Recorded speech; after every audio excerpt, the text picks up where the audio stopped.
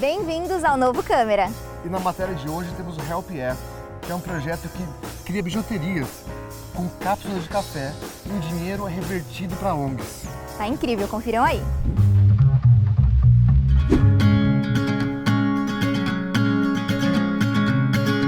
Então, essa ideia surgiu, porque eu sou arquiteto e designer de formação e eu estava no Rio de Janeiro, no museu, no MAN, e eu vi numa loja um anel muito bonito feito com uma peça de cápsula de alumínio reciclada. E isso me fez pensar bastante e juntou, assim, que eu sou cachorreiro desde pequeno, tradicional já de família, minha mãe também adotava um monte de cachorro. E eu vi nisso uma maneira de conseguir angariar renda para ajudar outros cachorros em situação de rua, cachorros abandonados, etc. O projeto começou também ajudando pessoas em situação de rua, mas daí migrou só para ajudar cachorros e gatos. No começo, as únicas cápsulas que eu tinha para trabalhar eram as que eu próprio consumia. Daí esse projeto foi se ampliando e hoje em dia eu recebo bastante doação de cápsulas e essas cápsulas me ajudam a fabricar as peças que depois vou colocar para vocês verem. O processo, mais ou menos, é que eu recebo essas cápsulas, elas são limpas, elas são higienizadas e depois elas têm uma pequena transformação e daí junto com outros materiais e faço objetos que são colares, pulseiras, chaveiros e a ideia é que isso também se amplie para objetos de design. Eu cheguei a fazer uma mesa já, que depois vai ser mostrada. E toda essa renda essas peças são vendidas em lojas, são vendidas no boca a boca, enfim. E não tem uma distribuição regular, mas isso é uma coisa que precisa ser melhorada também. E essas peças, toda a renda é revertida para ajudar essas ONGs ou essas pessoas, não são só ONGs, podem ser pessoas também que adotam ou que animais em situação de perigo precisam de uma operação, etc. Então pode ser uma coisa muito objetiva, né? Uma coisa emergencial e que a renda é revertida para isso.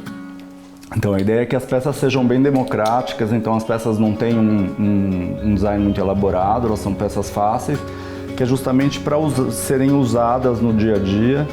E a ideia do projeto é que seja replicável, então é que mais gente aprenda a fazer e também tenha essa vontade de reverter a renda ou que seja o lucro dessas ações para ajudar quem quer que seja. Então é também por isso que a ideia é fazer peças que não sejam tão sofisticadas e nem tão caras e que possam fazer um visual bem bacana.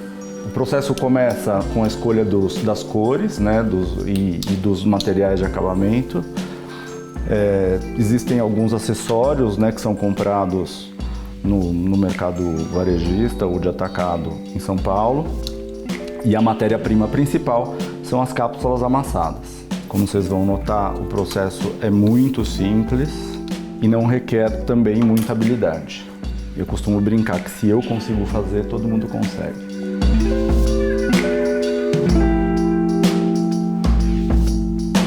Uma das ideias do projeto é que eu possa ensinar isso para presidiárias, por exemplo, para que elas possam fazer essas peças e ter uma renda e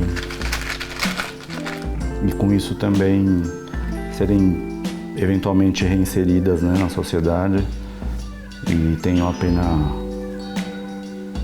diminuída.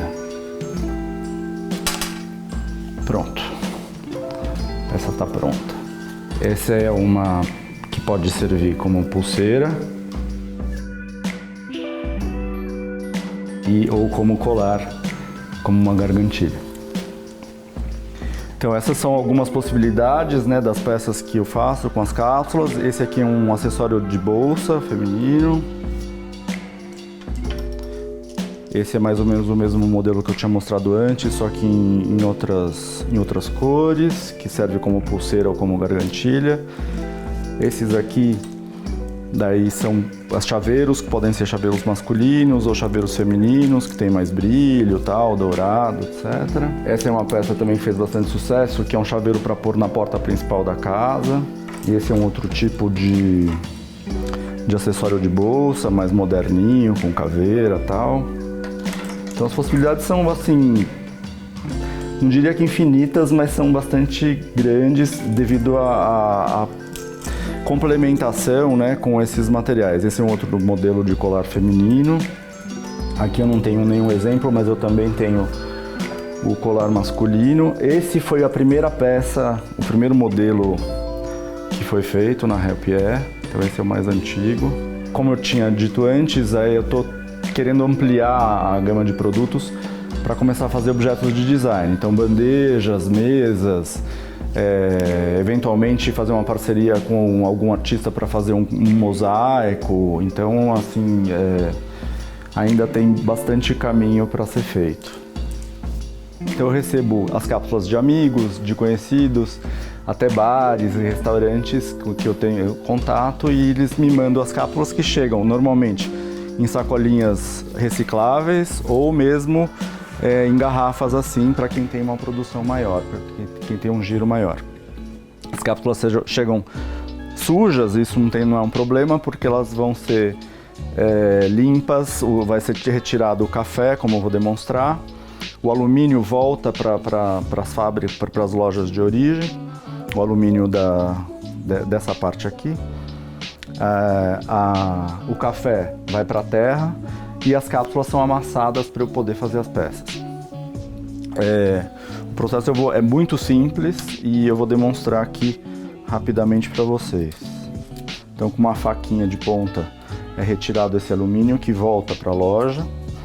O café ele é retirado assim, um enxágue. Depois ela vai para um recipiente com detergente e água. Ela fica descansando por pelo menos 24 horas nesse detergente. Depois ela é retirada daqui, ela fica enxugando em cima de um tecido. O processo de amassar é um processo quase terapêutico.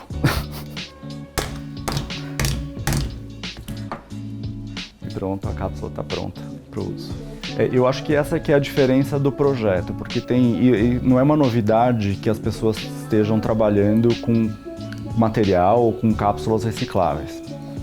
Mas essa aqui acho que foi a sacada do meu projeto, que é usar esse tipo de, como você disse, esse tipo de descarte, esse tipo de lixo para ser transformado em algo que é sustentável e que possa ser replicável e que possa ajudar animais carentes ou pessoas carentes. É isso que eu ainda estou numa etapa muito inicial e que eu gostaria de dar continuidade, quer dizer, habilitar outras pessoas a fazerem esse processo para que esse projeto se multiplique e que ajude nessa coisa da reciclagem e da logística reversa. E agora vocês vão acompanhar uma entrevista da Ju com o pessoal da Snackle, que é uma inovação no mercado de pet, que são petiscos orgânicos e veganos para cachorros e gatos. Confiram aí! Eu tenho certeza que se você tem um pet em casa, ele já passou faz tempo da função de melhor amigo e já é alguém muito querido da família. E é exatamente isso que as marcas novas vêm trazendo, né? A gente acaba humanizando certos processos aí dos animais. E é isso que a Snackle traz pra gente, né, Ibrahim? É isso mesmo. Trabalhamos com petiscos naturais e saudáveis, né? Sempre com um apelo de agregar valor de alguma forma pro pet, né? No caso, o gato ou o cachorro. A equipe aqui é toda cachorreira. E quando a gente chegou e foi olhar um pouquinho o quiosque, logo veio na lembrança aquelas balas que vende também em quiosques, assim, bem aproximando do que a gente acaba comprando pra gente. É por aí a ideia? É exatamente isso. A tendência, hoje em dia as pessoas veem seus cães, seus pets, né, em geral, como filhos, né? Então, tanto que se a gente comparar a taxa de natalidade versus adoção ou compra de pets, né, a adoção está sempre crescente, está ascendente.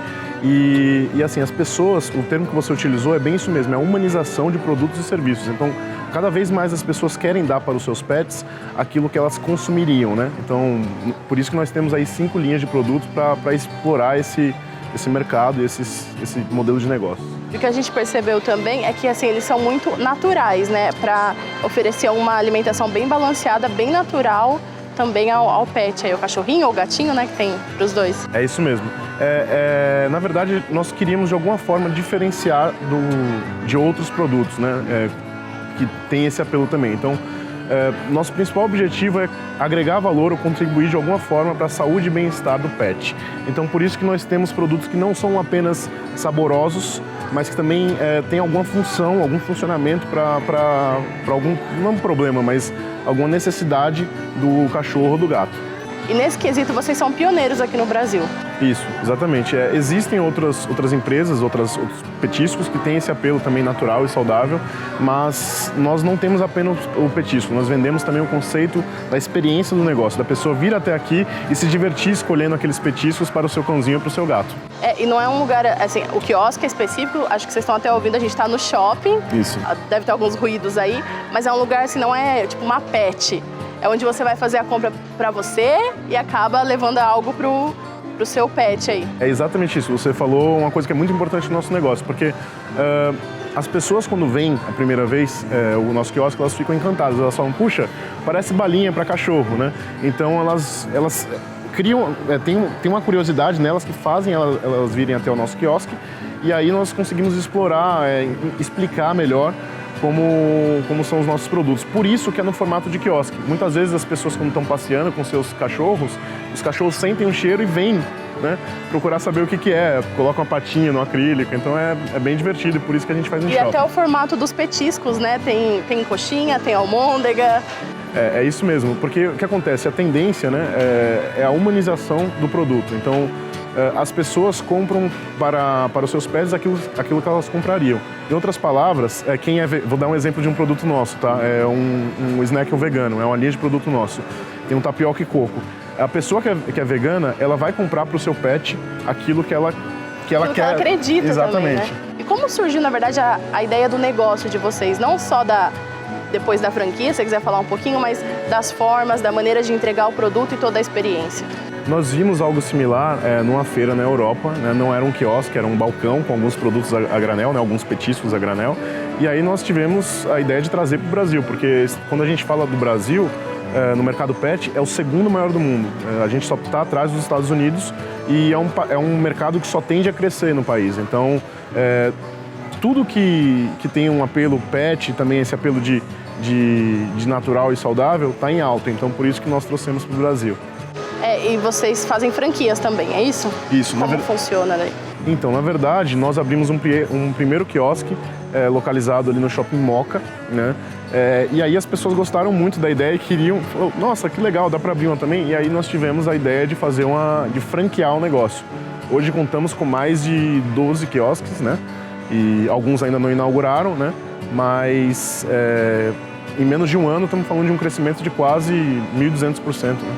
E a ideia é que depois dos petiscos venham novos produtos. É isso mesmo. Na verdade, nós colocamos primeiro os petiscos, né? E aí, em seguida, nós vimos que, como a gente vende essa ideia de natural e saudável, né? As pessoas perguntavam, poxa, mas não tem ração? Então, nós colocamos diversos produtos que têm o mesmo feeling dos nossos petiscos, né? Como a ração de cachorro, ração de gato. Vamos entrar também com a linha de floral, que está inaugurando agora daqui a um mês. Então, vender a ideia de natural e saudável. Brei, muito obrigada, parabéns. Acho que posso falar por todo mundo que está aqui. A gente ficou encantado com os produtos.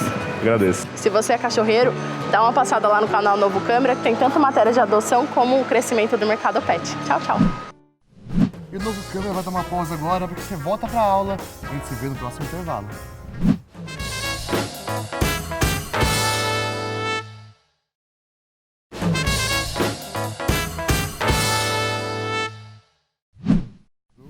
Chegou a hora de assistir o Economicamente sobre liberação das drogas, mas calma, porque é uma análise econômica sobre o assunto. Vamos ver? Você fica fazendo cola aqui? E vou falando, ué. Mas você vai lendo ou não? Você decora tudo e fala? Não, eu leio, tem que falar isso aqui agora. Aí eu falo. Leva por pedacinho. Viu? Você viu o tema de hoje? Legalização das drogas? Hoje eu tô... Você não tá fraco, não. Fala, juventude! Esse é mais um vídeo do canal Economicamente. Hoje eu vou discutir um tema polêmico. Será que nós devemos legalizar as drogas? Na prática, eu vou fazer uma análise econômica do tema. Acompanhe!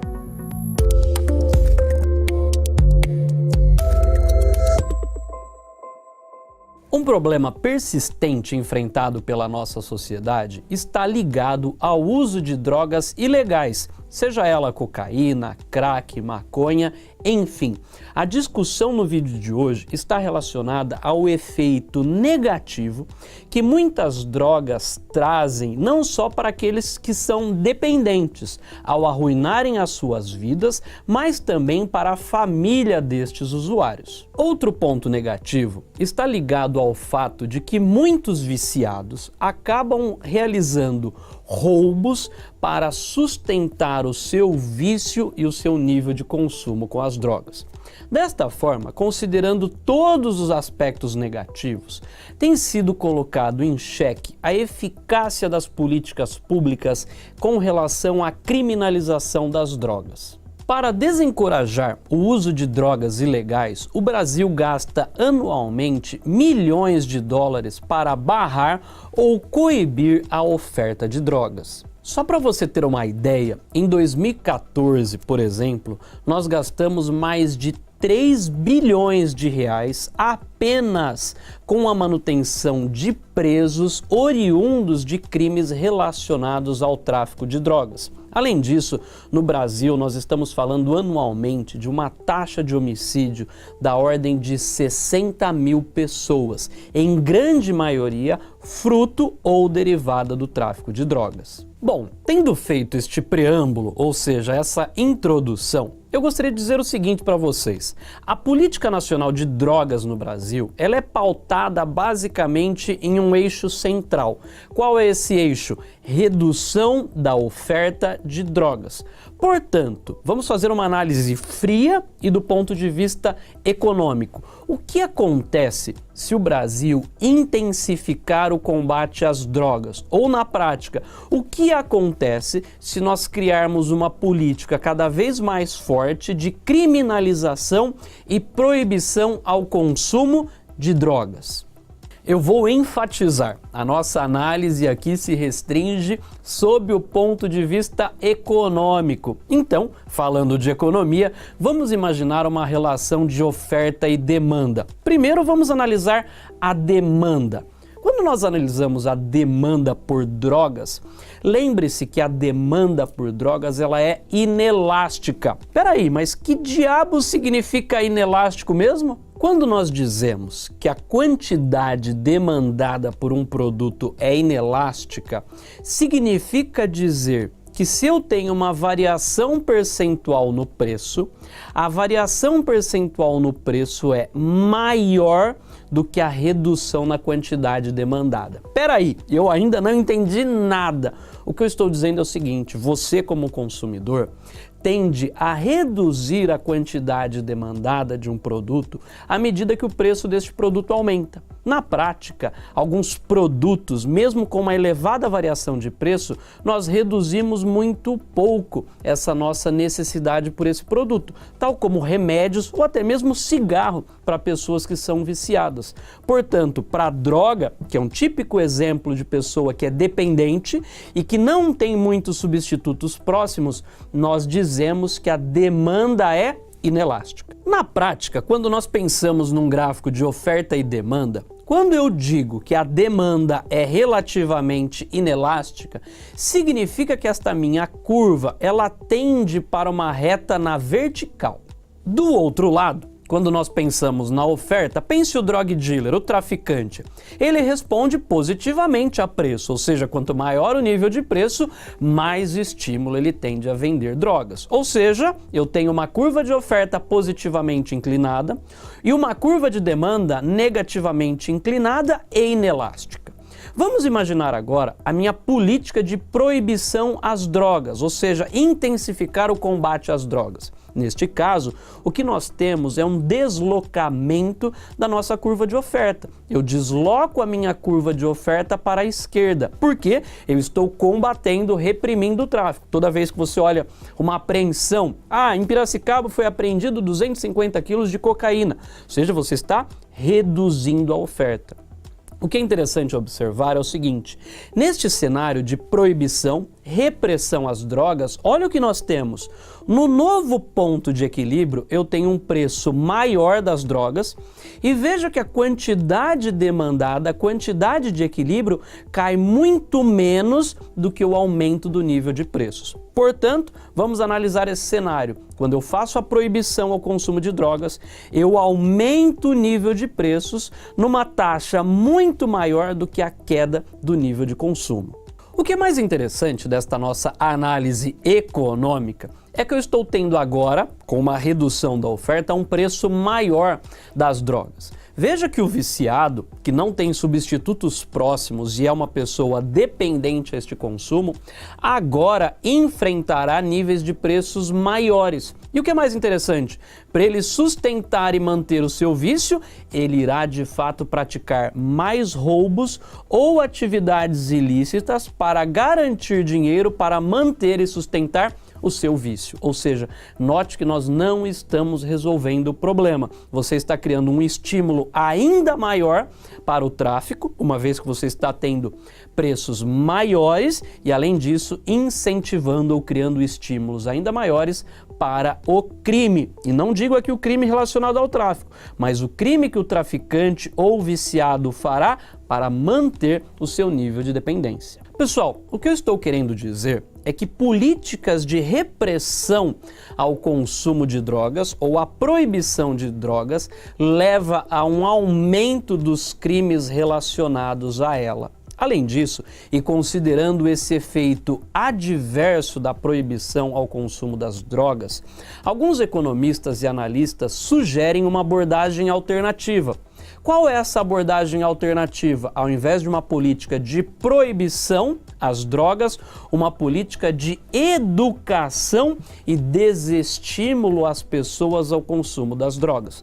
Agora eu vou fazer uma análise econômica considerando uma política educacional cujo objetivo é reduzir a demanda por drogas ilícitas.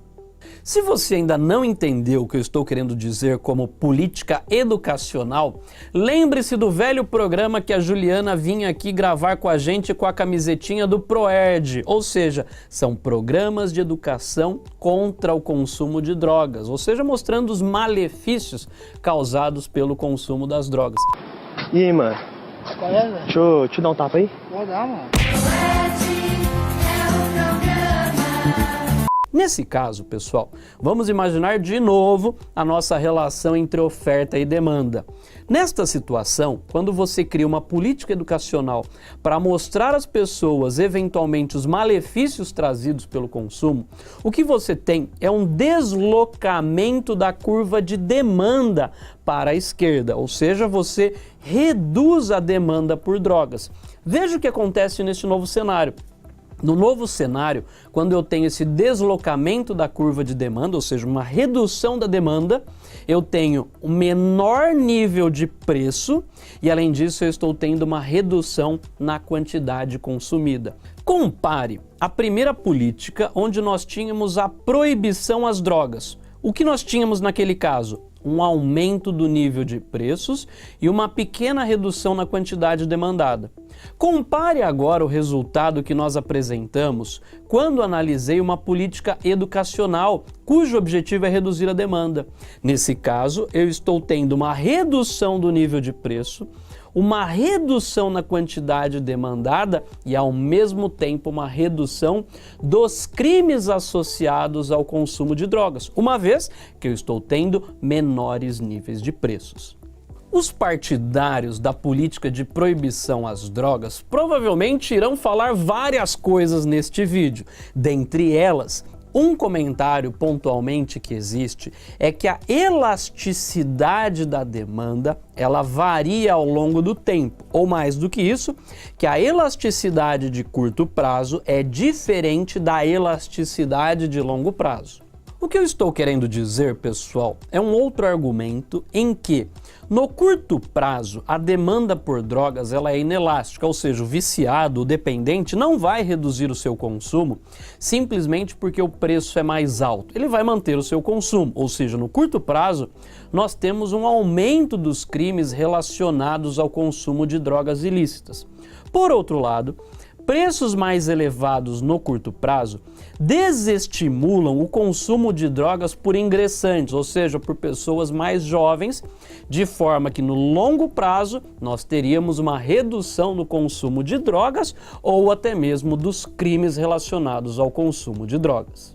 Além dos argumentos que coloquei aqui para vocês, também há diversos outros itens favoráveis à legalização das drogas. Primeiro item, talvez seja garantir um produto de qualidade. Muitas vezes a pessoa que está na ponta está consumindo literalmente uma droga que é uma porcaria, porque não conhece a sua qualidade. Segundo ponto, o governo ainda pode aumentar a sua arrecadação tributária e parte desta arrecadação tributária, oriunda da comercialização das drogas, ser utilizada para custear o tratamento de dependentes. E o último argumento, como você viu nesse vídeo, é que de fato a legalização das drogas traria uma redução dos crimes relacionados a ela, bem como uma redução do mercado negro e da pior qualidade dos produtos vendidos. Um estudo de Becker, Murphy e Grossman de 2004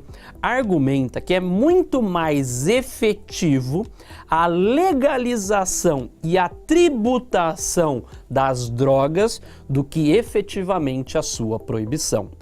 Um estudo feito pela própria equipe técnica da Câmara dos Deputados no Brasil estimou que se nós tributássemos as drogas ilícitas, isso geraria uma receita incremental para os cofres públicos de quase 13 bilhões de reais por ano. Enfim, pessoal, essa discussão não termina por aqui. Aliás, a sociedade brasileira precisa retomar essas discussões considerando os aspectos econômicos e sociais da proibição às drogas. Esse é um tema bastante recente que nós precisamos discuti-lo, mas sem muita ideologia, pensando inicialmente sobre fatos, e um deles está ligado ao princípio econômico. That's all, folks. Isso é tudo, pessoal. Se você gostou desse vídeo, compartilhe, comente e, mais do que isso, deixe suas críticas e se inscreva no canal ou nos acompanhe pelos agregadores de podcast. Valeu!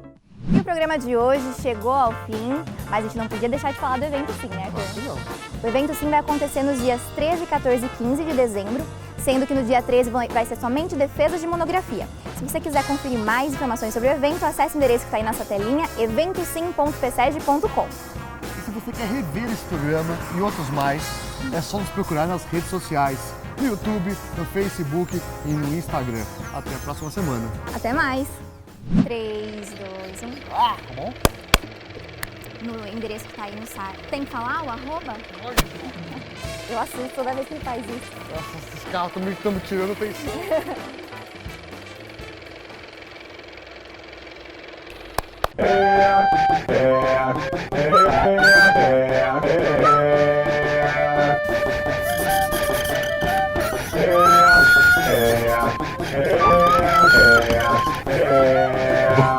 Oi, eu sou o Botão e esse é mais um vídeo do canal Botão do Excel. É ali que está a diferença ao uso do dia a dia da ferramenta. Ok? E aí o que aconteceu? Não aconteceu porra nenhuma. Ó, já tem a assinatura aqui do Laender, do Benito. Então vamos lá. Então, primeira coisa que você tem que aprender, olha o tratamento, botãozinho. Você está redondamente equivocado, errado. Aparece o concar e aparece o concatenar. O que elas fazem? A mesma merda. Sai dessa bosta, celular de dentro. Se você pôr a sua patinha e o mouse em cima, olha lá. Que bosta de explicação essa aí, você vai precisar assistir meu vídeo. Fez que nem a gente tinha ensaiado antes, poxa.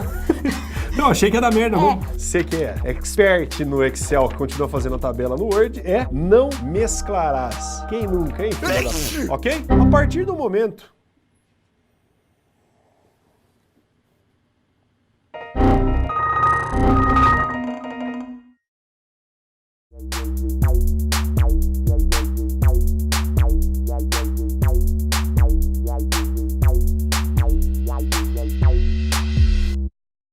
toca o pau e vamos lá.